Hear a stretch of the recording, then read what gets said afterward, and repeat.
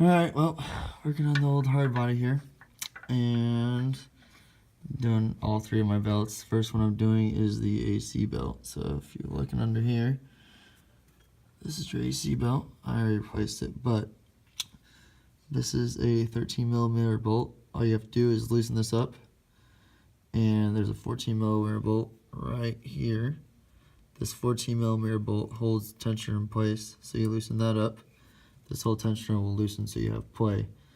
Then you just slide this belt off of right there. That's pretty much it for that one. I got the second belt on.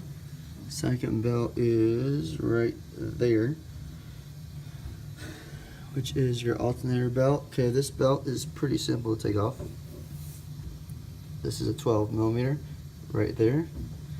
And you're gonna have to break this bolt loose on the alternator too. I'll show you where that is. First, just loosen this up, and then you're gonna come down here. Actually, probably see it from the side. Let's see.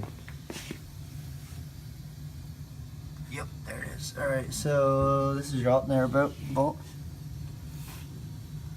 right there. So that bolt right there is a size 14. And all you have to do is loosen that bolt up, then the alternator will move. So then you can just pop off that belt. And this belt, you're gonna wanna feed around the fan. So literally just slide it behind here, and just slide it all the way around, work your way around, and get behind there. And next, the power steering belt. So on the power steering belt, this one's probably the easiest one, but power steering belt, you've got this pulley right here that's going to be loosening up. Right here is a 12, let me double check. That's a 13mm bolt. This one you have to loosen up.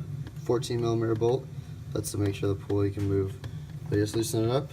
This tensioner will move down, and then you feed this belt around the fan just like the other one. And yeah, that's it. Pretty simple.